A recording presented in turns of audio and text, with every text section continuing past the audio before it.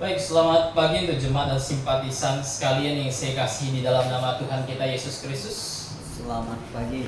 Bagaimana kabarnya pagi hari ini? Baik. Puji Tuhan sehat semua, puji Tuhan kita bisa berkumpul bersama di dalam tubuh Tuhan kita Yesus Kristus, GBI Pontianak. Dan kita telah memuji nama Tuhan, saat ini kita akan mendengarkan firman Tuhan. Mari kita buka Alkitab kita. Masih pembelajaran minggu lalu seperti yang saya katakan, lanjutan khotbah minggu lalu di Kolose pasal 1. Kolose pasal 1 ayat ketiga hingga ayat yang ke-14. Hari ini habis khotbahnya. Kolose 1 ayat ketiga hingga ayat ke-14. Jika sudah menemukannya, kita baca silih berganti. Ayat ketiga, jemaat dan simpatisan ayat ke-4, demikian silih berganti hingga ayat yang ke-14. Kolose 1. Kami selalu mengucap syukur kepada Allah Bapa Tuhan kita Yesus Kristus setiap kali kami berdoa untuk kamu. Karena kami telah mendengar tentang imanmu dalam Kristus Yesus dan tentang kasihmu terhadap semua orang kudus. Oleh karena pengharapan yang disediakan bagi kamu di sorga. Tentang pengharapan itu telah lebih dahulu kamu dengar dalam firman kebenaran, yaitu Injil. Yang sudah sampai kepada kamu, Injil itu berbuah dan berkembang di seluruh dunia. Demikian juga di antara kamu sejak waktu kamu mendengarnya dan mengenal kasih karunia Allah dengan sebenarnya. Semuanya itu telah kamu ketahui dari Epafras, kawan pelayanan yang kami kasihi, yang bagi kami adalah pelayan Kristus yang setia. Dialah juga yang telah menyatakan kepada kami kasih-Mu dalam roh. Sebab itu sejak waktu kami mendengarnya, kami tiada berhenti-henti berdoa untuk kamu. Kami meminta supaya kamu menerima segala hikmat dan pengertian yang benar untuk mengetahui kehendak Tuhan dengan sempurna. Sehingga hidupmu layak di hadapannya, serta berkenan kepadanya dalam segala hal, dan kamu memberi buah dalam segala pekerjaan yang baik, dan bertumbuh dalam pengetahuan yang benar tentang Allah. Dan dikuatkan dengan segala kekuatan oleh kuasa kemuliaannya untuk menanggung segala sesuatu dengan tekun dan sabar. Dan mengucap syukur dengan sukacita kepada Bapa yang melayakkan kamu untuk mendapat bagian dalam apa yang ditentukan untuk orang-orang kudus di dalam kerajaan terang. Ia telah melepaskan kita dari kuasa kegelapan dan memindahkan kita ke dalam kerajaan anaknya yang kekasih. Di dalam Dia kita memiliki penebusan kita, yaitu pengampunan dosa. Baik, mari kita berdoa. Bapa di dalam kerajaan sorga, kami mengucap syukur atas firman-Mu yang terpelihara bagi kami, sehingga pada hari ini kami dapat menikmatinya, dapat membacanya. Bapa di sorga, kami sebagai jemaat dari Tuhan kami Yesus Kristus tidak hanya membacanya saja, tetapi kami juga akan merenungkannya. Kiranya Engkau mengaruniakan hikmat yang berasal daripada Engkau, agar kami dapat memahami firman-Mu dengan baik dan benar, agar kami semakin dewasa di dalam Kristus Yesus ketika kami mempelajarinya, sehingga kami menjadi anak-anak terang, anak-anak kerajaan yang tidak gampang terombang-ambingkan oleh angin pengajaran yang ada di luar sana. Terima kasih Bapa di sorga. Hanya di dalam nama Tuhan kami Yesus Kristus kami sudah berdoa dan mengucap syukur. Amin. Minggu lalu kita belajar satu judul yang sangat penting. Kita belajar mengenai kehidupan Kristen yang benar, kalau masih ingat. Kehidupan Kristen yang benar. Kita sudah lihat minggu lalu bahwa banyak sekali orang Kristen di luar sana, orang Kristen yang tergabung ke dalam sebuah gereja, sebenarnya mereka belum menjadi Kristen yang sejati. Sebenarnya mereka belum menjadi Kristen yang benar. Mereka menyandang status Kristen hanya karena keluarga atau ikut-ikutan, atau karena memang dituntut oleh negara mesti tergabung ke dalam suatu keagamaan. Akhirnya, pilih Kristen. Begitu. Banyak orang berpikir seperti demikian. Bahkan bukti bahwa banyak orang belum tergabung atau belum menjadi Kristen yang benar adalah banyaknya orang Kristen yang suam-suam kuku di luar sana, yang tidak begitu bergairah untuk Tuhan, yang tidak begitu bersemangat untuk mengejar kebenaran, bersemangat untuk belajar dan membaca firman Tuhan. Itu adalah bukti nyata bahwa banyak orang di luar sana sebenarnya belum menjadi Kristen yang benar. Karena kita sudah lihat minggu lalu bahwa bagaimana cara hidup, seperti apakah cara hidup Kristen yang benar, seperti apakah gaya hidup Kristen yang benar, seperti apakah kehidupan Kristen yang benar. Kita sudah lihat minggu lalu. Kehidupan Kristen yang benar itu dimulai dari bertobat dan percaya kepada Yesus Kristus. Itu kita sudah bahas minggu lalu. Itu poin pertama minggu lalu. Poin kedua hari ini. Kehidupan Kristen yang benar adalah kehidupan yang setia melayani. Kehidupan Kristen yang benar adalah kehidupan yang setia melayani. Kita lihat ayat ke-7 dan ke-8. 7 dan ke-8 dikatakan apa di situ? Semuanya itu telah kamu ketahui dari Epafras, kawan pelayan yang kami kasihi, yang bagi kamu adalah pelayan Kristus yang setia. Dialah juga yang telah menyatakan kepada kami kasih-Mu dalam Roh. Oh, ini kita diperkenalkan satu tokoh oleh Rasul Paulus. Kita diperkenalkan Epafras di sini. Epafras kalau kita lihat dalam Kolose pasal 4 ayat 12, dia itu jemaat dari Kolose. Dia jemaat dari Kolose tapi dia ikut Paulus bahkan sampai di Roma. Karena kan di Kolose pasal 4 ayat 12 Paulus menuliskan salam dari Epafras. Dan pada saat Paulus tulis surat Kolose, Paulus itu sedang dipenjara di Roma. Jadi dia jemaat Kolose, ikut Paulus melayani, tapi melayani sebagai jemaat Kolose. Epafras ini orang yang terkenal pelayanannya diancungkan jempol sama Paulus. Bahkan Paulus katakan dia sangat setia. Paulus katakan bahwa dia ini kawan sepelayanan kami. Begitu. Wah, ini kawan sekerja dari Rasul Paulus. Ini merupakan tujuan hidup yang tepat yang Epafras emban, begitu. Yang Epafras emban. Karena banyak orang ketika dia menjadi Kristen tidak begitu memahami tujuan hidupnya itu buat apa. Banyak orang ketika menjadi Kristen, ketika mereka mungkin sudah bertobat dan percaya kepada Kristus, bingung tujuan hidupnya itu mau ngapain. Tujuan hidupnya itu untuk apa? Apakah Yesus Kristus nebus saya ini untuk ngapain begitu? Banyak orang terkadang bingung akan hal tersebut. Tapi Epafras tidak. Epafras tidak. Epafras dengan tegas dia punya tujuan yang jelas. Dia mempunyai tujuan yang sama seperti semua orang yang betul-betul telah diselamatkan. Bahwa tujuannya adalah untuk apa? Melayani Sang Raja. Tujuannya adalah untuk melayani Yesus Kristus. Yesus Kristus menebus, kita sudah pelajari minggu lalu. Itu yang menebus kita bukan supaya kita bisa nikmati dunia ini. Dia menebus kita bukan supaya kita dapat menghidupi satu kehidupan yang kita inginkan. Bukan itu tujuan Kristus menebus kita, begitu. Apalagi kalau kita lihat bagaimana cara Tuhan memandang dunia. Sangat tidak mungkin Tuhan nebus kita untuk menghabiskan waktu bagi dunia. Sangat tidak mungkin. Dalam 1 Yohanes pasal 2 ayat 17, saya bacakan. Kita lihat bagaimana cara Tuhan memandang dunia. Ayat 17, 1 Yohanes 2, dan dunia ini sedang lenyap dengan keinginannya. Tetapi orang yang melakukan kehendak Allah tetap hidup selama-lamanya. Oh, Tuhan mandang dunia ini tuh sedang lenyap. Segala keinginannya sedang menuju akhir, sedang menuju ketiadaan. Begitu. Tuhan nebus kita nggak mungkin tuh habiskan waktu bagi sesuatu yang akan berakhir ini. Tuhan nebus saya tidak mungkin supaya saya bisa bekerja mati-matian hanya untuk kenikmatan dunia ini. Tidak mungkin. Sangat tidak mungkin. Satu-satunya alasan yang paling masuk akal Tuhan nebus kita adalah untuk melayani Dia. Oh, Tuhan sendiri ngajar dalam Lukas pasal 12.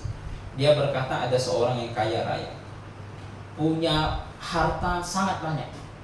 Oh, kemudian dia berkata kepada dirinya, tempat untuk nyimpan hartanya itu sudah gak cukup. Dia pengen bangun sebuah lumbung. Sebuah lumbung untuk simpan hartanya semakin banyak. Oh, disimpan semakin banyak. Sampai pada titik dia berkata kepada jiwanya, oh, tenanglah jiwaku. Sudah ada tempat penyimpanan, sudah terisi semua. Oh, udah tenang, bisa hidup menikmati hari tua. Tapi kata Tuhan apa? Oh, engkau orang yang bodoh. Malam ini juga nyawamu akan diambil. Banyak orang mungkin salah berpikir tujuan hidupnya apa. Satu-satunya tujuan hidup yang masuk akal adalah Kristus nebus kita untuk melayani Dia. Ini tujuan yang paling masuk akal. Begitu. Ini tujuan yang paling masuk akal. Karena begini, ketika Yesus Kristus mati bagi kita, ketika Yesus Kristus mati bagi kita di atas tiang salib, Dia dikuburkan dan Dia dibangkitkan. Kita semua bersekutu ke dalam hal tersebut. Ketika kita bertobat dan percaya kepada Yesus Kristus. Ketika saya, ketika Anda, ketika Bapak Ibu sekalian sudah bertobat dan percaya kepada Kristus, maka pada waktu yang sama, kita itu telah mati bersama Kristus. Kita itu telah dikuburkan bersama dengan Kristus. Dan kita telah dibangkitkan bersama dengan Kristus. Apanya yang mati begitu? Saya masih hidup. Apanya yang mati? Manusia lama kita mati bersama dengan Yesus Kristus. Ini yang mati. Keinginan-keinginan lama saya mati bersama dengan Yesus Kristus. Disalibkan bersama dengan Yesus Kristus. Dikuburkan bersama dengan Kristus dan bangkit. Apakah bangkit dengan keinginan yang sama? Apakah saya akan bangkit dengan keinginan yang duniawi? Persis sama seperti saya sebelum menerima Kristus. Jawabannya apa? Tidak. Yesus berkata apa? Ketika kita telah bertobat dan percaya, kita tadinya ciptaan lama, kini menjadi ciptaan baru. Jadi ciptaan baru. Kalau ciptaan baru ada keinginan baru tidak? Kan begitu. Jika saya ciptaan baru tapi keinginan, semua fokus utama, tujuan hidup saya, semua arah hidup saya semuanya masih sama dengan yang lama, oh itu bukan ciptaan baru begitu. Itu tidak ada tanda-tanda bahwa kita ciptaan baru. Justru karena saya ciptaan baru, maka saya punya keinginan yang baru. Dan inilah yang Tuhan lakukan. Dia tebus kita supaya kita melayani. Iya. Makanya saya katakan, semua orang yang berkata sudah bertobat dan percaya, tapi tidak mau melayani Tuhan, saya agak ragu kalau dia sudah diselamatkan. Agak ragu saya. Karena bukti kita sudah diselamatkan, kita melayani Tuhan. Kita melayani Tuhan. Nah, begini, kalau begitu, nah kita mesti gimana untuk melayani Dia, ya kan?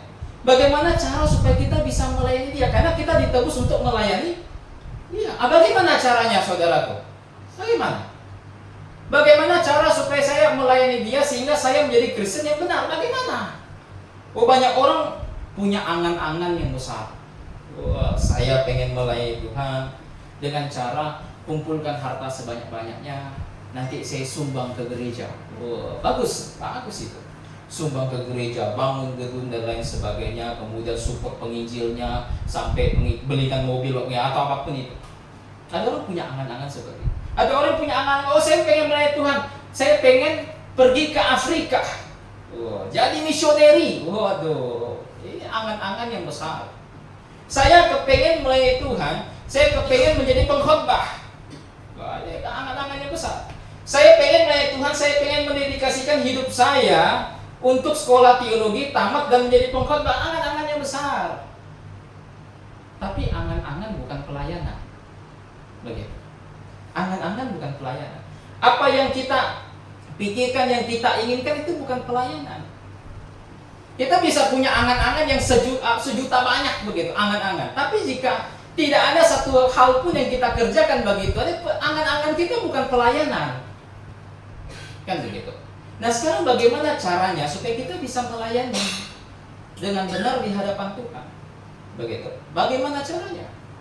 Caranya sederhana, saudaraku. Coba kita lihat di Yohanes 12 ayat 26. Sederhana sekali caranya. Tidak perlu punya angan-angan segede gajah begitu. Tidak perlu. Coba kita lihat gimana sih cara melayani Tuhan. 12 ayat 26 di bagian pertama saja sebenarnya di situ. Teks yang sedang kita bahas, tapi kita baca habis saja. Saya bacakan. Barang siapa melayani aku, ia harus mengikut aku. Dan di mana aku berada, di situ pun pelayanku akan berada. Barang siapa melayani aku, ia akan dihormati Bapa. Oh, melayani Tuhan gampang. Cara melayani Tuhan adalah dengan mengikuti Yesus Kristus. Dengan mengikuti aku, kata Tuhan. Tidak perlu pakai angan-angan begitu. Angan-angan sebesar apapun. Yeremia negur si Baruk. Kasih tahu Baruk dia. Jangan memikirkan hal-hal yang besar. Jangan cari itu begitu. Tidak perlu. Karena yang perlu kita lakukan dalam melayani Tuhan adalah mengikuti Tuhan kita Yesus Kristus. Mengikutinya langkah per langkah. Mengikutinya step by step. Karena Tuhan disebutkan mengikuti dia. Dia itu nggak lari. Wah, kalau lari kan ngos-ngosan juga kita ngikutnya begitu. Kalau Bapak Ibu nggak pernah jogging begitu, suruh lari ngikuti Tuhan keliling sampai 10-20 kilo, teler itu. Gitu. Tapi Tuhan berjalan. Kita disuruh apa? Ngikuti dari belakang. Begitu. Kita ngikuti, kita melihat bagaimana cara Tuhan melayani. Kita ikuti langkah per langkah, kita lihat di dalam Alkitab bagaimana kira-kira Kristus melayani orang banyak. Itulah cara kita untuk melayani. Jika kita hanya berangan-angan duduk di bangku, oh tunggu saya kaya raya, oh tunggu saya dedikasikan hidup saya ke Afrika. Yesus sudah berjalan jauh, kita masih tidak berjalan. Alhasil apa? Kita ketinggalan. Nah, kenapa Tuhan suruh melayani dia, ikuti dia? Karena apa? Kalau kita ikuti dia, ikuti langkah dia, ikuti cara dia, kita tidak akan tersesat. Kita tidak akan tersandung. Kalau Tuhan jalan tuh tak bisa jatuh punya, nggak bisa tersesat punya. Tapi kalau kita coba untuk Tuhan, coba kok jalan agak jauh, begitu kan? Nanti saya kejar dengan angan-angan saya. Jalan agak jauh. Sudah tidak kelihatan Tuhannya, dia baru jalan. Apa yang terjadi? Manusia bisa tersesat. Manusia bisa apa? Terjadi. Itu yang Tuhan mau. Untuk mengikuti dia. Mengikuti dia berarti mengharuskan bahwa kita mengikuti segala cara yang Tuhan lakukan untuk melayani. Begitu. Itu baru melayani. Tetapi kalau Tuhan saya mau melayani, tapi saya mau melayani dengan keinginan saya. Saya mau melayani dengan caranya saya. Oh, itu berarti kamu bukan melayani dengan mengikuti Tuhan, tapi kamu ingin berjalan di depan Tuhan. Kamu ingin berjalan di depan Tuhan. Hasil apa? Sudah pasti tersesat. Sudah pasti salah. Sudah pasti langkahnya nggak tepat. Sudah pasti bisa terjatuh. Begitu. Makanya melayani itu gampang. Hanya cukup mengikuti apa yang Tuhan lakukan.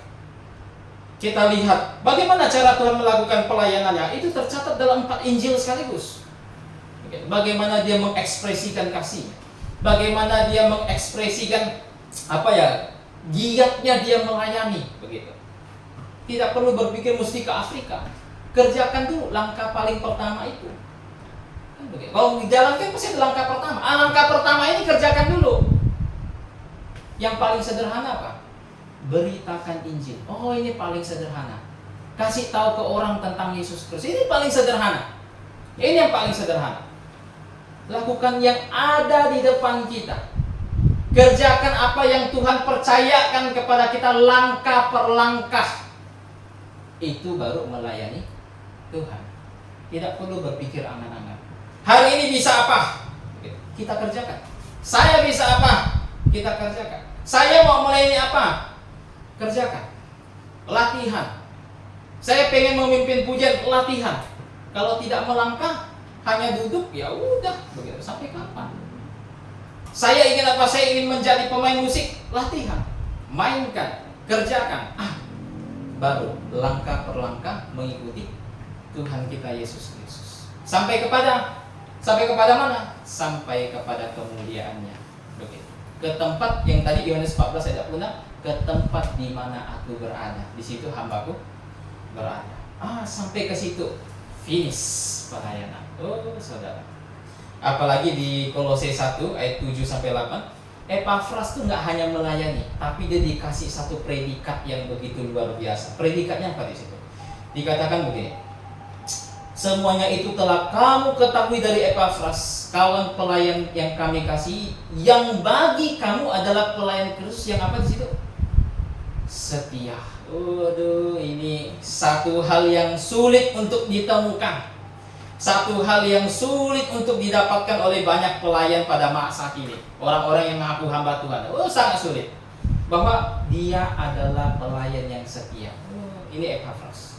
Setia itu berarti dia mesti tidak memandang rendah apa yang dipercayakan kepada dia. Itu setia. Walaupun yang dipercayakan kepada dia itu hal yang sangat kecil. Sangat kecil. Mungkin dibandingkan dengan pengkhotbah, nggak seberapa pelayanan saya nih. Dibandingkan dengan penginjil, nggak seberapa pelayanan sih. Dibandingkan pemusik, nggak seberapa. Tetapi setia. Setia. Tidak memandang rendah hal yang terkecil bahkan yang Tuhan kasih. Setia berarti mengharuskan saya jujur. Mengharuskan saya begitu bergairah mengejarnya. Setia kepada perkara yang kecil yang Tuhan sudah percayakan kepada kita. Kenapa ini menjadi hal yang sangat penting? Bahkan Paulus katakan dalam surat Korintus, yang dituntut dari seorang pelayan Tuhan, apa kata Paulus di surat Korintus pasal 4? Adalah kesetiaannya. Kenapa sangat penting, saudara, kesetiaan? Karena pada zaman ini kita hidup di dalam peperangan. Hidup dalam peperangan. Dalam hidup sedang berperang, jangan ngarepin, Tuhan, kalau saya melayani Engkau selama di dunia, kasih saya mobil begitu. Kasih saya mobil baru saya mau setia begitu. Kasih saya rumah baru saya mau setia. Kasih saya pesawat kalau bisa, baru saya mau setia.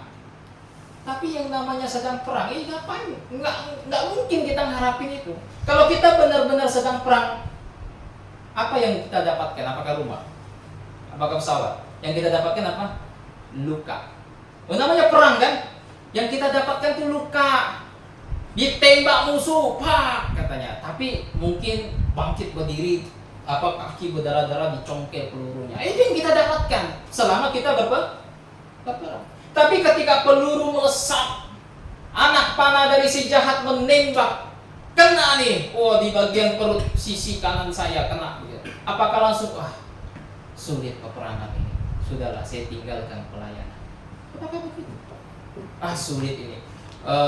Untuk hidup mengikuti Tuhan kita berat. Ditinggal teman, ditinggal sahabat. Hidup melayani Tuhan berat. Sudah, saya tinggalkan saja. Akhirnya prajuritnya pulang ke rumah, tidak lagi mengangkat senjatanya. Apakah begitu? Tidak, saudara. Seorang prajurit yang benar itu bahkan tidak memusingkan perkara dirinya. Peluru, maju. Kan bawa perisai begitu. Anak panah datang, maju, padamkan. Dan nanti ketika sudah sampai di finish, yang Tuhan cari itu adalah siapa? Yang paling banyak lukanya, ya kan? Yang baik-baik aja nggak ada apa-apa begitu, yang hanya tinggal di rumah. Mungkinkah Tuhan, Engkau adalah hamba-Ku yang setia? Masuklah ke dalam kerajaan, pimpinlah 10 orang. Apakah begitu? Tidak, Tuhan berjalan, mungkin Tuhan berjalan dan kita berbaris seumpama begitu. Berbaris dan lihat, ini yang paling banyak lukanya ini. Tidak gentar. Sininya lecet, kakinya luka-luka. Ini hamba-Ku yang setia. Begitu. Itu pelayan Tuhan. Begitu. Kita semua pelayan Tuhan, kita sama semua. Tidak ada yang ditebus untuk duduk diam, tidak ada. Semua pelayan Tuhan. Paling tidak kita datang berjemaat saja, itu sudah melayani antar sesama kita. Kita bernyanyi saja, duduk di bangku nyanyi dengan penuh gairah, dengan penuh semangat. Di dalam surat Efesus pasal 5, di dalam Kolose dikatakan apa? Itu adalah mengajar sesama kita lewat pujian. Kalau kita bisa disuruh nyanyi enggan-enggan begitu, gimana kita bisa melayani Tuhan? Datang saja itu sudah bentuk pelayanan.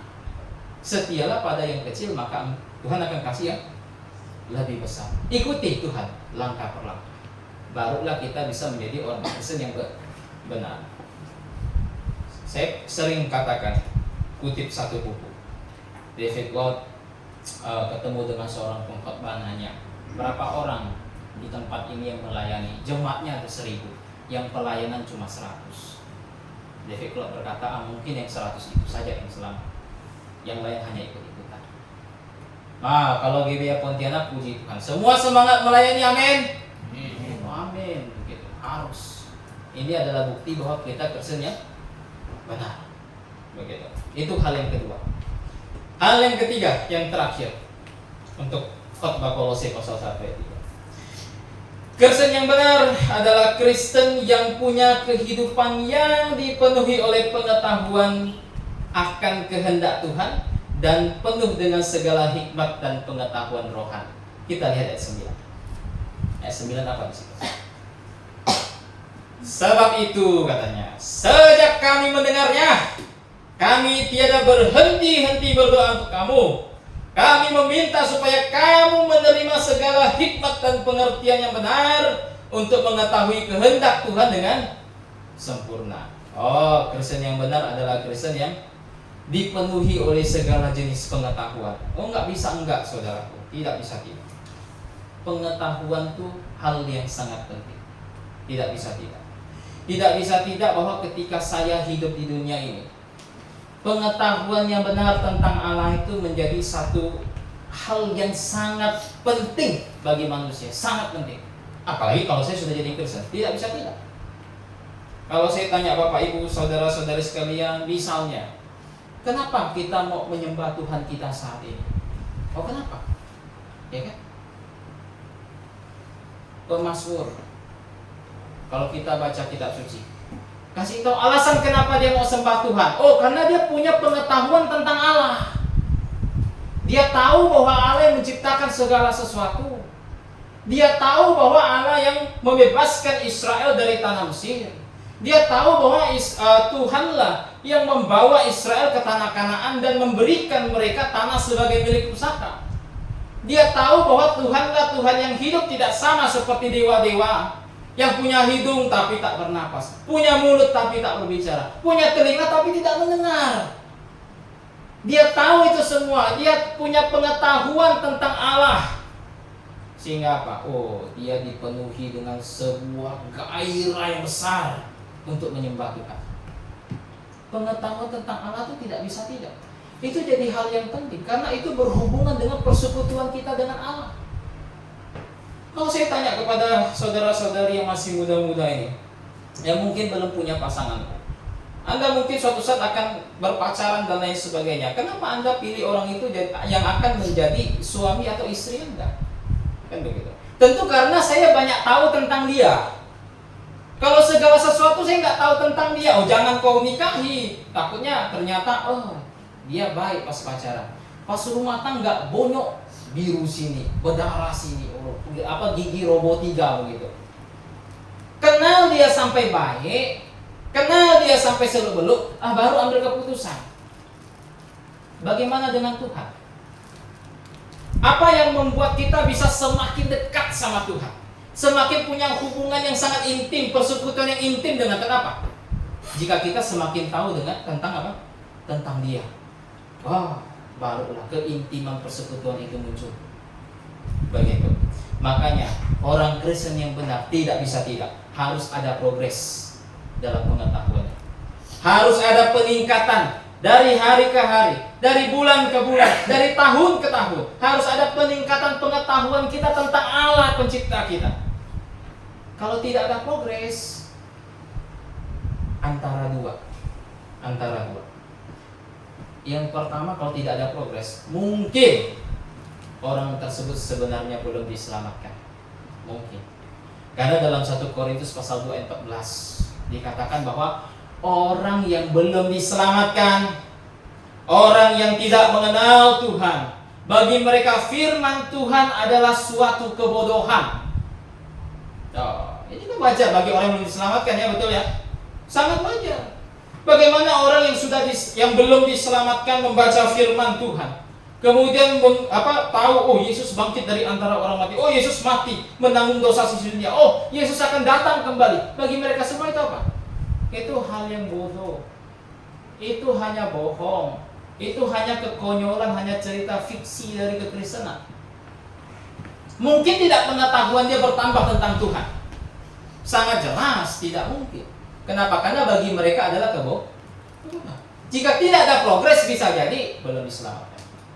Atau yang kedua, jika tidak ada progres, bisa jadi 1 Korintus pasal 3 ayat 1. Kita orang Kristen yang diselamatkan, tapi hanya hidup dengan gaya duniawi. Masuk surga, mati masuk surga, tapi hidup dengan gaya duniawi. tidak punya gairah mengejar Tuhan. Akhirnya kita dalam 1 Korintus pasal 3 ayat 1 Paulus berkata apa? Aku tidak bisa berbicara dengan kamu seperti orang dewasa, tapi aku harus berbicara kamu seperti kepada anak-anak. Antara dua ini saja kalau tidak punya progres. Antara dua ini saja. Padahal Tuhan di dalam kitab suci kasih peringatan sangat jelas untuk kasih tahu betapa pentingnya pengetahuan. Sangat jelas saudara. Coba kita lihat ya, bagaimana cara Tuhan kasih peringatan tentang pengetahuan. Hosea pasal 4 ayat 6. Apa yang Tuhan katakan kepada Israel? Lihat Hosea. Hosea 4 ayat 6. Umatku binasa. Perhatikan, umatku binasa karena tidak mengenal Allah. Umatku binasa karena tidak mengenal Allah. Walaupun sebenarnya kalau diterjemahkan, umatku binasa karena kurang pengetahuan. Ya, kurang pengetahuan di situ harusnya pengetahuan tentang Allah sih. Gak mungkin pengetahuan 1 tambah 1 sama dengan 2, bukan. Umatku binasa karena kurang pengetahuan, saudara. Bangsa Israel waktu itu, kenapa mereka bisa sampai pada titik mereka dibuang oleh Tuhan? Sampai pada titik di mana kerajaan Yehuda dicampakkan ke Babel. Alasannya apa? Karena kurang pengetahuan. Pengetahuan mereka tentang Tuhan sangat surut. Sangat surut. Mereka sibuk dengan kehidupan mereka. Mungkin sebagian nyembah berhala. Nabi-nabi datang memperingatkan mereka. Mereka tak peduli. Itu yang terjadi. Bahkan dalam Yeremia, mereka berkata, oh ini ada bait Tuhan nih. Bait Tuhan masih berdiri. Kalau bait Tuhan masih berdiri, aman sentosa. Mau buat apapun, yang penting bait Tuhan masih berdiri. Tuhan tak mungkin menghancurkan Israel, karena di situ Tuhan taruh namanya. Oh kalau gitu, mau hidup suka hati, mau hidup penuh dosa, nggak masalah. Yang penting bait Tuhan masih berdiri. Hanya dipikirin bangsa Israel, kurang pengetahuan. Mereka menolak Yesus Kristus sebagai Tuhan dan Mesias, sebagai Raja dan Juru Selamat. Kenapa? Padahal mereka punya Tanakh. Tanakh itu kitab perjanjian lama, Torah, Nabium, Ketubim, kitab perjanjian lama. Mereka punya Tanakh, saudara. Tapi kenapa mereka tolak? Tiap hari mereka baca kitab suci, kenapa mereka tolak? Kurang pengetahuan. Ini yang terjadi. Umatku binasa karena kurang pengetahuan. Betapa pentingnya pengetahuan kalau begitu di hadapan Tuhan. Betapa pentingnya. Bahkan di dalam surat yang sudah sangat terkenal yang sering kita buka, Efesus pasal 4 ayat 14, Tuhan peringatkan betapa pentingnya pengetahuan. Kalau tak ada pengetahuan, kita semua terombang-ambing oleh angin pengajaran. Yang satu ngajarin, oh harus pelihara Sabat. Yang satu bilang enggak perlu gitu. Zaman sekarang udah enggak perlu gitu. Yang satu bilang Yesus bukan Tuhan. Yang satu bilang oh tidak, Yesus Tuhan. Yang satu bilang baptisan boleh percik, boleh selam. Yang satu bilang oh enggak bisa, mesti selam saja. Terombang-ambingkan oleh angin pengajaran. Kalau tidak punya apa? Pengetahuan. Makanya pengetahuan tentang Tuhan, pengetahuan tentang kitab suci itu amat sangat penting. Sangat penting. Kita semua harus membuat progres. Dengan cara apa? Membaca dan mempelajari kitab suci. Maka dari sebab itu tidak heran pada zaman ini ada banyak keluarga Kristen yang mungkin tidak begitu kuat berakar di dalam firman Tuhan, sehingga akhirnya keluarganya hancur. Yang mungkin ada gereja Kristen yang tidak kuat berakar dalam firman Tuhan, akhirnya apa? Tersesatkan guru palsu. Yang mungkin di dalam keluarganya tidak berakar firman Tuhan sehingga tidak diajarkan kepada anaknya, alhasil apa? Anaknya agak bermasalah begitu. Itu semua kenapa? Karena menganggap enteng pengetahuan tentang Tuhan. Membaca firman Tuhan dianggap opsional. Ya hari ini nggak baca nggak apa-apa deh, kita tebus besok. Pakai istilah tebus besok begitu. Pas besok udah terlalu capek, kan masih ada besok, tebus besok lagi gitu. Akhirnya sebulan, masih ada bulan depan, tebus bulan depan. Akhir jangan hanya janji menebus tapi tak tertebus-tebus gitu. Ini terjadi. Itu baru baca, belum belajar. Belum belajar firman Tuhan, membaca buku dan lain sebagainya, belum itu begitu. Bagaimana bisa kita punya progres jika kita tidak pernah mau membaca dan mempelajari firman Tuhan? Begitu. Oh saudara, kalau kita sungguh-sungguh membaca dan mempelajarinya, kita punya satu hal yang sangat indah di hadapan Tuhan. Pemazmur Daud berkata apa? dia bahkan sampai bercucuran air mata menantikan firman Tuhan. Bercucuran air mata. Bangun tengah malam, bisa kebangun, nggak bisa tidur. Orang zaman sekarang kan langsung buka HP, lihat media sosial. Kalau dia baca firman Tuhan, oh ini orang kalau dilakukan akan mendapatkan berkat Tuhan yang tiada tara. Jadi itu, semua orang yang benar-benar Kristen yang benar, pengetahuannya harus bertumbuh dari hari ke hari. Jika tidak, antara dua tadi, mungkin belum diselamatkan atau mungkin Kristen dulu. Ya. Itulah pembelajaran kita seputaran Kristen yang benar. Kita sudah lihat minggu lalu, Kristen yang benar adalah Kristen yang dimulai dari bertobat dan percaya. Kita lihat minggu ini, Kristen yang benar adalah Kristen yang memiliki progres pengetahuan. Dan Kristen yang benar adalah Kristen yang melayani, yang setia melayani Tuhan. Kiranya kita semua jemaat GBA Pontianak, tubuh dari Tuhan kita Yesus Kristus di Pontianak, dapat menjadi Kristen yang sejati, orang perseorangan. Sehingga ketika Tuhan memandang dari surga, dia temukan ada lampu yang berpijar sangat terang, yang tidak tercampur adukkan dengan hal-hal yang lain, ragi palsu, jemaat yang mengaku-ngaku sudah percaya padahal belum, tidak tercampur aduk dengan pengajaran palsu, dan Tuhan akan bersuka cita di surga. Amin. Kita tutup dalam doa. Minta kesediaan Pak Hansen tutup di dalam doa, dipersilakan. Mari kita berdoa. Bapa di surga, terima kasih untuk firman-Mu yang boleh menerangi hati kami, membuat kami semakin berpengetahuan tentang Engkau. Kiranya firman-Mu membuat kami semakin giat dalam melayani pekerjaan-Mu di tempat ini, membuat kami semakin setia. Dan juga hamba-Mu, kami berdoa agar kiranya Engkau memberikan kesehatan dan memelihara hamba-Mu agar dapat melayani terus sampai Engkau datang. Terima kasih Bapa di surga, kami berdoa dan mengucap syukur hanya di dalam nama Yesus kami berdoa. Amin. Amin.